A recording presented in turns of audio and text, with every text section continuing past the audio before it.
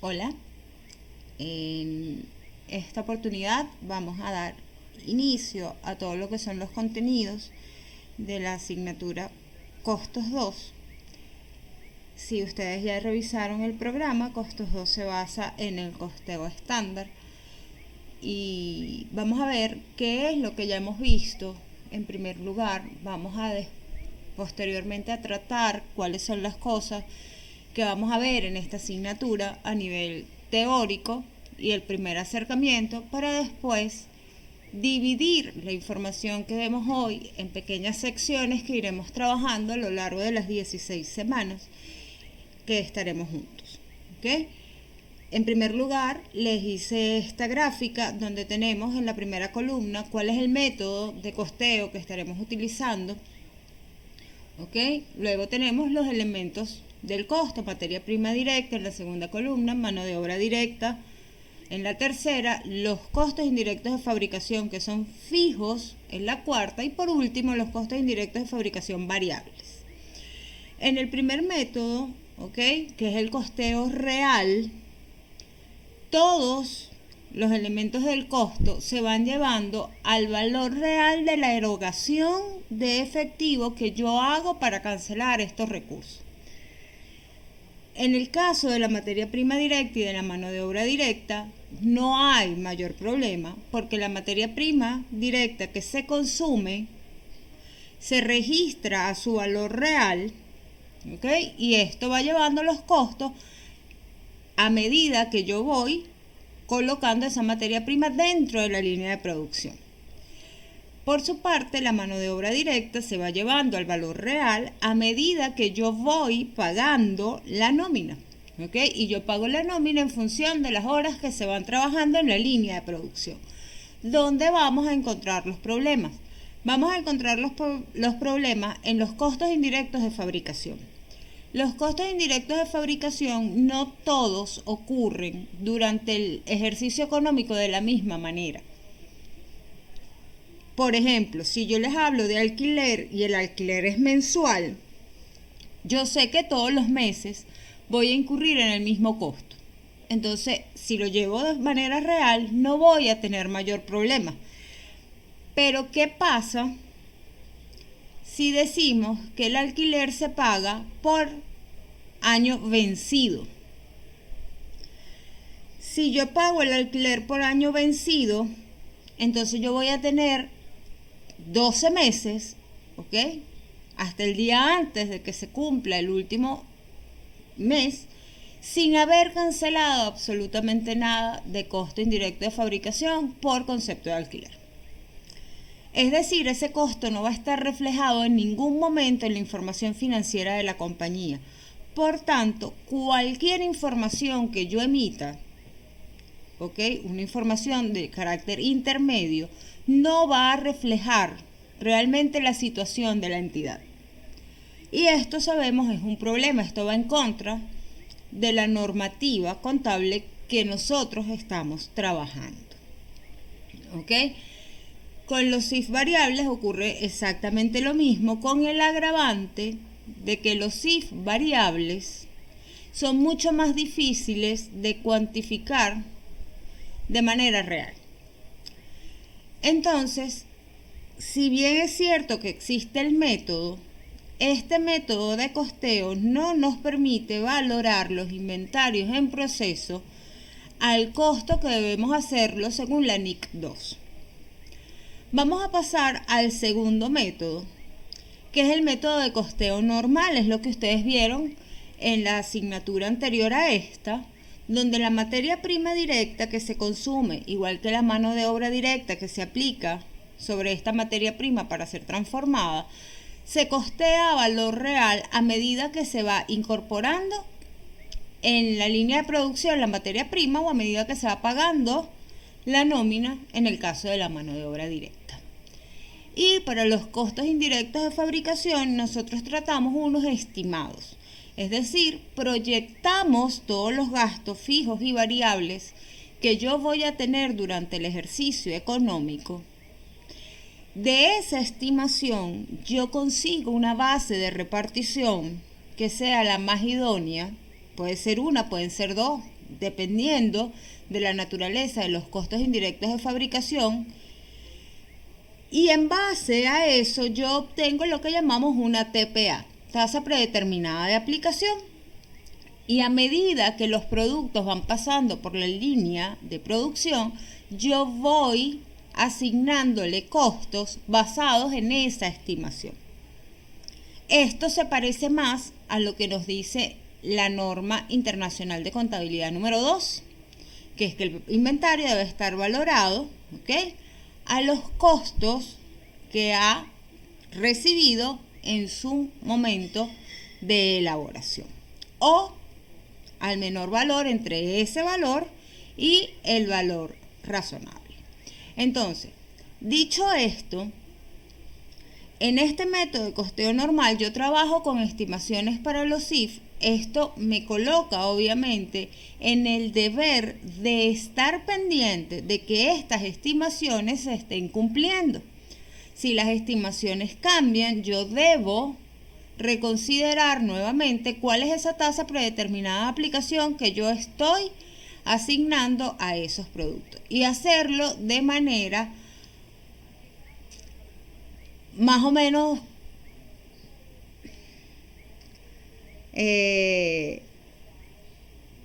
periódica. O sea, tengo que estar pendiente de estas estimaciones con bastante frecuencia, mucho más, ¿ok?, en la situación en la que nosotros estamos viviendo hoy en nuestro país, donde los precios están cambiando. Entonces, mis estimaciones son mucho más complejas porque además depende de una inflación que se genera a lo interno, más el componente del diferencial cambiario que se pueda estar generando también. Entonces yo siempre debo estar pendiente y revisando estas estimaciones para poder ver si esa tasa predeterminada de aplicación que yo estoy utilizando es la correcta y me está permitiendo asignar costos en la manera correcta, y además entendiendo que asignar costos generalmente está atado a la asignación de precios de venta del producto que yo estoy facturando. Entonces, esto, si no se revisa, podría llevar a una situación donde el precio de venta quede por debajo de los costos indirectos. Si hay alguna variación en la TPA, porque revisamos la estimación, nos quedamos por debajo, tenemos que hacer el ajuste, se hace de manera tal que yo empiece a variar la TPA desde el momento en que me di cuenta hacia adelante. No es retrospectiva, es prospectiva, siempre. Y por último, tenemos el método de costeo estándar, donde todos los elementos de los costos los vamos a valorar a un estándar. Un estándar no es más que una estimación que nosotros vamos a hacer. Entonces, yo voy a tener un estándar para la materia prima, un estándar para la mano de obra y un estándar para los costos indirectos de fabricación, tanto fijos como variables.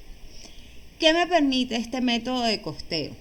Si mi estándar está bien elaborado y está bien sustentado en la data histórica que yo conozco y en unas proyecciones que sean bastante fiables o que se hayan realizado, por ejemplo, de la mejor manera que yo tenía al momento y con las mejores herramientas, yo no debería tener mayor problema. O sea, mi costo debería estar cercano a ese estándar. Este estándar no es tan sencillo de construir como construir una TPA, que por sí no es sencilla, pero este estándar es aún más complicado. El estándar requiere de información estadística histórica de la empresa, requiere de información estadística histórica de precios, requiere también que yo conozca, ¿ok?, todos los planes y bonificaciones que yo voy a entregar al personal. ¿Qué quiero decir con esto entonces? Que básicamente yo tengo que conocer el panorama de todo un ejercicio económico a la hora de elaborar un estándar. ¿Qué es lo que voy a hacer durante todo el ejercicio económico? Tengo que tener en cuenta si mi materia prima tiene algún tipo de estacionalidad. Por ejemplo, si yo trabajo con una materia prima que es, por ejemplo, los mangos, yo sé que el mango se da por temporada.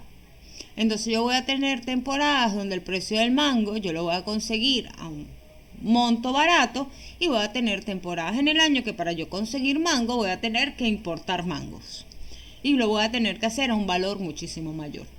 Entonces yo tengo que tener en cuenta todas las estacionalidades del negocio, no solo para las ventas, sino para las compras que voy a elaborar. Y así es como va a funcionar entonces el método estándar. Vamos ahora a salir de aquí y nos vamos a ir a esta presentación. El método como tal de costear al estándar es un método que va a ser rápido y va a ser sencillo, siempre que ya yo tenga el estándar hecho. ¿Ok? ¿Qué es lo difícil del costeo estándar? Elaborar el estándar. Y no es solo lo difícil, sino lo complejo de la elaboración. Una vez nosotros tengamos el estándar, costear va a ser muchísimo más fácil que en cualquier otro método, porque siempre voy a asignar los costos a la producción a ese valor estándar que ya yo tengo. Y lo que hago posterior es revisar algunas variaciones. Entonces vamos a arrancar con esto hablando de cuál es la naturaleza del costeo estándar. Ya habíamos hablado un poco de lo que era el costeo real, ¿ok? Y cuando yo trabajo con este costo real, lógicamente yo obtengo resultados reales. Sin embargo, no puedo tener información de si estos costos fueron razonables o fueron exagerados. ¿Por qué? Porque ya incurrí en ellos. Es decir, yo no tengo un parámetro que me diga, mira, estoy pagando demasiado por esto, porque ya lo pagué cuando lo registré. ¿Ok? Adicionalmente, con datos reales, pues no puedo medir la eficiencia en el uso de los recursos porque estoy llevando a la producción lo que voy necesitando al valor real. No estoy haciendo ningún tipo de comparación. Entonces eso no me permite saber qué tan eficiente soy yo en el uso de esos recursos que estoy incorporando a esa producción. ¿Ok? Entonces este costeo estándar me permite tener parámetros. Una de las ventajas principales de esto es que yo tengo un parámetro contra qué compararme para saber si realmente estoy consumiendo más de lo que tenía que consumir, si estoy pagando más o menos de lo que tenía que pagar.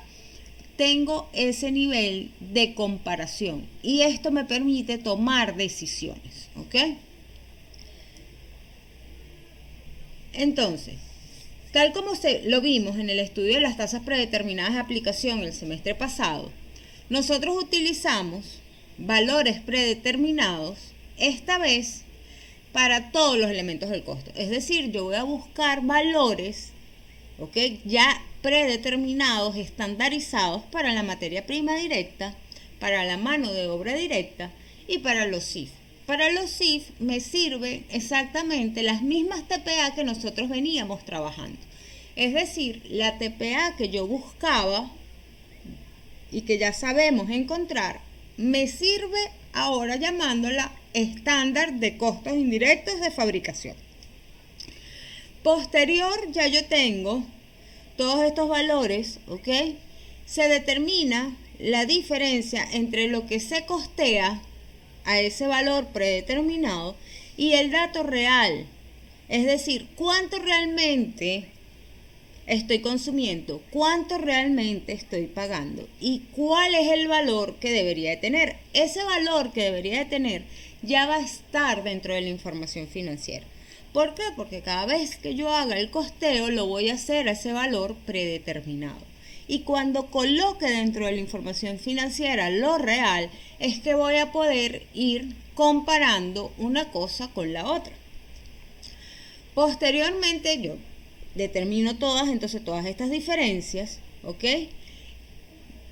según el nivel de producción que yo haya cumplido. Y eso me permite medir la eficiencia de la compañía. Adicionalmente, me permite tomar decisiones, ¿ok?, sobre los procesos de compras, me permite tomar decisiones sobre la contratación del personal, etc.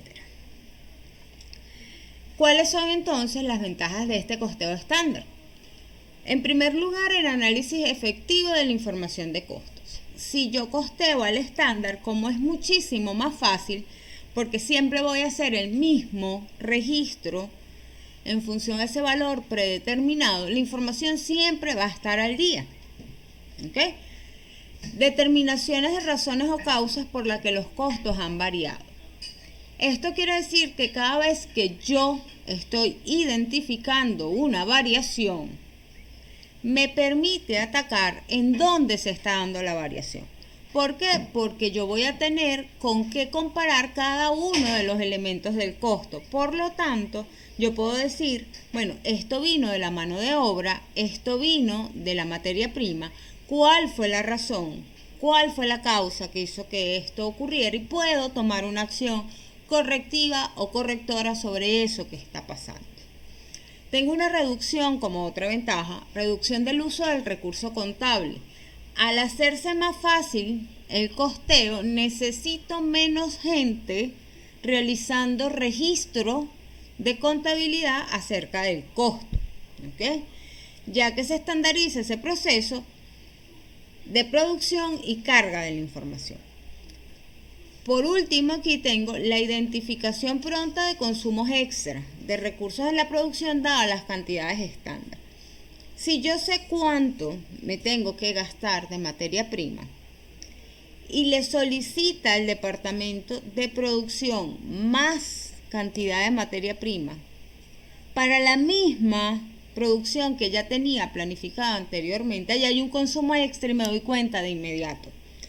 Porque si producción solicitó la cantidad de materia prima para hacer un lote de 100 y no ha empezado nuevos lotes y está pidiendo materia prima adicional, ya yo me di cuenta que ahí hay un consumo extra. Y me estoy dando cuenta en tiempo real y lo puedo atacar en el mismo momento. Entonces, estas son las ventajas del costeo estándar. Los diferentes tipos de estándares. Voy a tener estándares ideales y estándares normales. Los ideales representan la mejor combinación posible, ¿ok? Es decir, cuál es el mejor precio que yo puedo conseguir para la materia de prima directa, cuál es el mejor precio al que yo puedo pagar la mano de obra directa, cuál va a ser la producción más alta que yo puedo obtener con ese mejor equipo y las mejores instalaciones. Y yo puedo hacer 24/7 el producto. Esto no existe. Es decir, el estándar ideal es una referencia que voy a tener yo como entidad económica para saber qué es lo mejor de los mundos y para fijármelo como meta. Pero realmente eso es demasiado difícil de alcanzar. ¿Por qué? Porque tenemos variaciones en la mano de obra, porque no todo el mundo va a ir a trabajar todos los días. No todos los días se va a trabajar igual. La planta no trabaja 24/7. Las máquinas no pueden estar encendidas 24 horas, 7 días a la semana sin mantenimientos. ¿Okay? No siempre voy a conseguir ese precio favorable de la materia prima directa, aunque eso es un poquito más fácil de conseguir con respecto a lo que es el talento humano. Entonces, este tipo de estándar lo tengo yo para tratar de acercarme a él y ser mejor cada día. Pero con él yo no puedo trabajar el costo, porque va a ser muy difícil que esa información cargada a ese estándar ideal se asemeje a la realidad de la empresa. Y si no se asemeja a la realidad de la empresa, yo estoy dando información financiera que no es veraz. ¿Okay? Luego tengo el estándar normal. Los costos se basan sobre condiciones normales de operación. Esto entonces se parece más a la realidad que yo vivo en una planta. ¿Ok? Porque es la condición normal que tengo yo como entidad económica en mi planta. Aunque son mucho más fáciles de alcanzar, su cálculo suele ser difícil porque pueden existir errores en las estimaciones. Toda estimación es propensa a un error. Lo que yo hago como contador público al momento de hacer la estimación es utilizar el mejor método con la mejor información, ¿ok? Y sin que esto me afecte de tal forma que yo incremente los costos de una empresa. Es decir, tengo que mantener esa relación costo-beneficio de la información financiera que yo estoy usando. Si les suena lo del costo-beneficio, ¿dónde fue que lo leí? Marco conceptual. Eso es una premisa básica, mantener el costo-beneficio. El costo de obtener la información no puede ser mayor que el costo que yo deseo representar. ¿Ok? Obviamente también arrojan variaciones altas por algunos temas de estacionalidad. Cuando yo busco un estándar, voy a buscar un único valor que me sirva para todo el año. Voy a tomar en la estimación las estacionalidades. ¿Qué es una estacionalidad? Algo que ocurre en determinado punto del año. Si nosotros decimos, tenemos una empresa que fabrica uniformes escolares, nosotros no vamos a vender durante todo el año la misma cantidad de uniformes escolares. Van a pasar meses donde vendemos muy poco y meses donde vendemos muchísimo. Cuando yo busco el estándar, tengo que buscar estándares en función de esas estacionalidades. ¿Cómo se va a mover? ¿Ok? Todos esos valores asociados durante ese año. Y luego lo comprimo y hago un único estándar que me sirva para todo el año. Obviamente, mientras esa estacionalidad se va dando, ese estándar va a generar variaciones.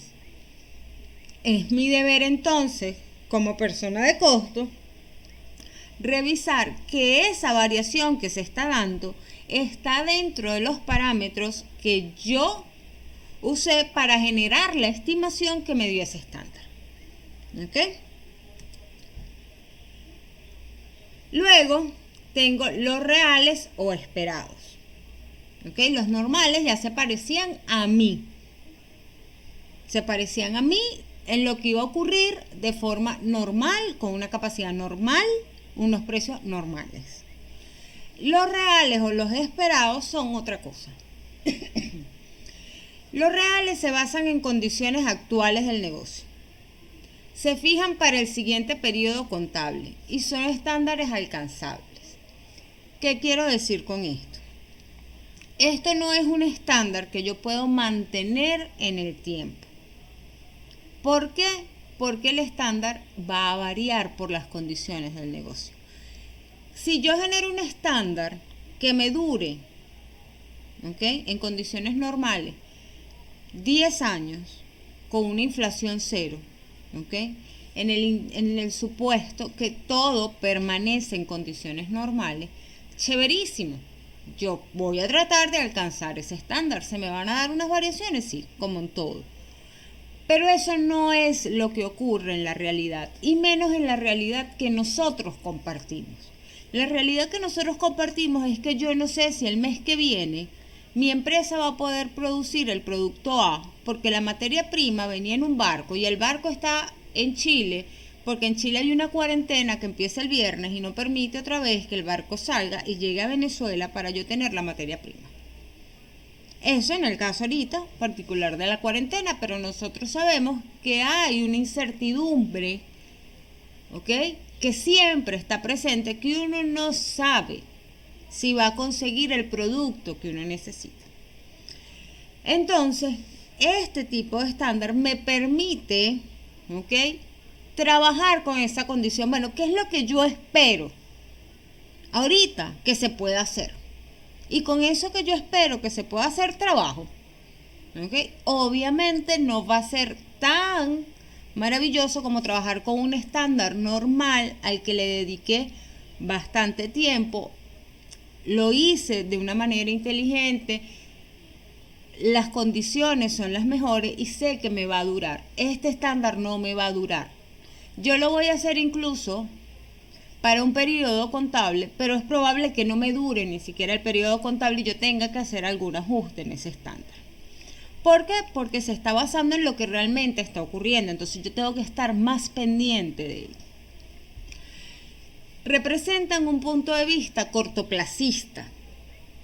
Yo trabajo el día a día, casi. Un periodo contable, bueno, pero un periodo contable es un año. Y un año es bastante para nosotros hoy, que estamos en una situación donde no sabemos qué va a pasar mañana. Y nos hemos, bueno, de cierta forma, acostumbrado a tener siempre la óptica puesta en, bueno, cómo está pasando y cómo reacciono. ¿Qué está pasando? Reacciono. Eso nos lo ha desarrollado la crisis. Pero lo que generalmente ocurre es que usted genera un estándar y usted está confiado de esa información y el mercado le permite y las condiciones le permiten que usted siga trabajando con ese estándar por mucho tiempo sin la mortificación de decir, ok, hoy varió esto, hoy varió el dólar, mañana no tengo la gasolina, pasado mañana no sé si llega el barco. Entonces, esto es especial para temas donde yo no sé qué va a pasar o empresas que tienen muy poca data histórica. Porque el estándar se puede elaborar en función que yo tenga data histórica sobre la cual trabajar. Si mi data histórica es poca porque yo estoy comenzando o las condiciones donde yo estoy operando son complicadas, yo debería empezar a trabajar en un primer momento con este tipo de estándar. Bueno, ¿qué es lo que espero? Mientras voy midiendo y voy generando información que me permita después, poco a poco, ir elaborando un estándar mucho más robusto, parecido más al estándar normal y que me pueda durar por mucho más tiempo. Los estándares de materia prima directa. Cuando yo voy a fijar estándares para la materia prima directa, tengo en cuenta dos cosas. La cantidad de material que yo voy a utilizar por unidad producida, por lote producido. Y eso me va a dar un estándar de cantidad. Yo debería usar tantos gramos de esta materia prima por unidad producida. Si utilizo más de ese gramaje, ahí va a tener que meterle el ojo. ¿Qué es lo que está pasando? Porque no estoy siendo eficiente si este es el estándar. Luego voy a tener un estándar de precio. ¿Cuánto se supone que yo debería de pagar por esa materia prima? ¿Ok? Que tengo que tener en cuenta que no es nada más el precio al que le pago el proveedor. Tengo que tomar en cuenta el costo de adquisición de la materia prima. ¿Ok? Yo les voy a dejar un video de lo que es la NIC 2 para refrescar cuáles son las cosas que tiene ese costo de adquisición. Los transportes, los impuestos, etcétera. Eso lo tengo que tener en cuenta y eso lo tengo que costear porque eso forma parte de lo que representa el costo de mi inventario. ¿Ok? Entonces, yo siempre voy a generar estos estándares en función de unas unidades monetarias contra una unidad de medida de compra. Ejemplo, tantos bolívares por kilo, tantos bolívares por tambor, etcétera. ¿Ok? Luego vamos a tener las variaciones, es decir, tengo un estándar y lo voy a comparar contra lo que realmente ocurrió. Voy a tener tantas variaciones como estándares tenga. Si en materia prima tengo dos estándares, que es cantidad y precio, mis dos variaciones van a estar referidas a la variación del precio y a la variación de cantidad. Cuánto gasté de más, cuánto gasté de menos, cuánto pagué de más, cuánto pagué de menos. Buscar estas variaciones, además de tomar las medidas pertinentes, también me permiten, ¿ok?, hacer los ajustes correspondientes en la información financiera. ¿Qué quiere decir esto? Que el inventario de productos en proceso, de producto terminado, el costo, siempre va a representar lo que realmente debe de representar, que es uno de los objetivos principales de hacer información financiera. Vamos entonces ahora a los estándares de mano de obra directa. Se debe establecer el tiempo que los trabajadores deben emplear para producir una unidad de producto o un lote de unidades, así como el costo de cada hora efectiva de trabajo, teniendo en cuenta si se tienen las posibles variaciones en el valor de las mismas. Existirán entonces dos estándares. Vamos a pararnos aquí un momento. Cuando yo elaboro, ¿ok?, mi estándar de mano de obra directa, tengo que tener en cuenta el tiempo que el empleado se tarda. Y no todos los empleados se tardan lo mismo. Hay empleados que aprenden más rápido, que son mucho más rápidos, que su curva de aprendizaje se mueve mucho más rápido. Y tengo empleados que van a ser un poco más lentos. Pues yo tengo que buscar la mejor manera de representar la realidad de mi compañía. Es decir, yo tengo entonces que sentarme a ver cuánto tiempo se están tardando mis empleados en hacer cada unidad o cada lote y buscar un mejor promedio entre todos los empleados de lo que va saliendo, para poder hallar cuál es el estándar de cantidad por hora trabajadas. ¿Okay? Mis estándares de cantidad para la mano de obra directa siempre está atado a horas hombre. Y ojo, aquí hay un concepto importante. Cada hora efectiva de trabajo. El trabajador puede tener una jornada laboral de 8 horas. Pero eso no necesariamente quiere decir que él trabaja 8 horas. Esos son dos conceptos diferentes. Su jornada laboral puede comenzar a las 8 de la mañana. Pero si ese señor a las 8 de la mañana está entrando a la empresa, es mentira que él entra a la línea de producción, él va a llegar, tiene que dejar todas sus pertenencias en un locker, cambiarse, colocarse la ropa adecuada, bajar y sentarse en su lugar de trabajo, sin decir, ¿ok?, que vaya a llegar con el desayuno para poder comer a esa hora. Por la medida más pequeña, ese señor va a empezar a trabajar a las 8:30. Luego viene la hora del almuerzo. Entonces más o menos lo mismo, déjame irme antes porque necesito calentarlo y el almuerzo, y después se hace una cola para el microondas, etcétera, etcétera, etcétera. Entonces yo debo determinar cuál es realmente la jornada efectiva de los trabajadores. Cuánto realmente de esas 8 horas se trabaja. Y hago una proyección de todo lo que le voy a pagar en el año, los aumentos que le voy a hacer, etcétera, para un año. Y lo voy a dividir entre el número de horas efectivas que él va a trabajar en el año.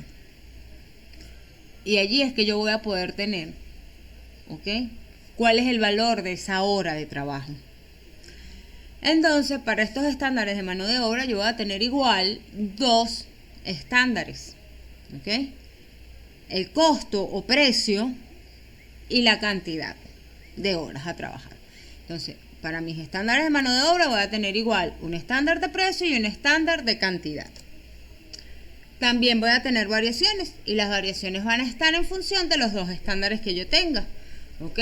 Voy a tener unas variaciones de precio, cuánto pagué de más o de menos en las nóminas y cuánto me gasté de más o de menos, ¿ok?, en horas trabajadas. Luego tenemos los costos indirectos de fabricación. El valor estándar de los CIF no es más que la tasa predeterminada de aplicación. Una vez yo consigo esa tasa predeterminada de aplicación, pues se aplica, valga la redundancia, y luego se hallan 3 tipos de variaciones. Es decir, yo no tengo diferentes estándares para los CIF. Los CIF, todos los costos indirectos de fabricación, nosotros los metimos en un pote, hicimos unas TPA. 1, 2, 3, dependiendo de la naturaleza de los costos indirectos de fabricación que nosotros hayamos tenido. ¿Ok? Al menos voy a tener una. Y yo voy a ir aplicando eso en función de la base de repartición que le haya colocado. La base de repartición es lo que me da en función de qué lo aplico. Por ejemplo, la tasa predeterminada de aplicación son 2 unidades monetarias por hora hombre. Cada hora hombre de trabajo va a representar una carga de 2 unidades monetarias. O por cada hora máquina, o por cada unidad producida, o por cada lote. Dependiendo de cuál es la mejor base de repartición de la compañía en la que nosotros estemos. ¿Ok? Entonces yo únicamente voy a hacer ese cargo. Pero ese cargo en sí es una completa estimación. Porque materia prima y mano de obra que también son estimaciones, bueno, puedo decir que la estimación tiene una vinculación propia con las cantidades que estoy utilizando. Pero los CIF no. Yo no puedo vincular los CIF directamente a una producción de manera tan fácil como lo puedo hacer con la materia prima. Yo puedo decir, este producto tiene 300 gramos de avena para hacer una granola. Y aunque tenga un porcentaje de variación en lo que la máquina puede dispensar en la caja, siempre va a estar cerca de los 300 gramos. Pero es mucho más difícil cuando lo hago con otras cosas que son formas de costos indirectos de fabricación. Y son mucho más difíciles porque es más difícil la medición. Entonces nosotros vamos a agarrar esa TPA, la vamos a ir aplicando y vamos a buscar entonces 3 variaciones. Una es la cantidad real que utilicé versus la cantidad estándar. ¿Eso qué quiere decir? Bueno, ¿cuál era la cantidad real de CIF que yo utilicé, ¿ok? Contra la cantidad que realmente debía haber utilizado? Luego voy a tener la variación de presupuesto. Mide la variación entre lo que yo presupuesté que iba a gastar y lo que gasté. Los CIF parten de un presupuesto. Yo hago un presupuesto de costos indirectos de fabricación. Agarro todos los gastos asociados a la producción, que no son materia prima y mano de obra, y los proyectos. Eso es hacer un presupuesto. Y luego lo transformo en una TPA.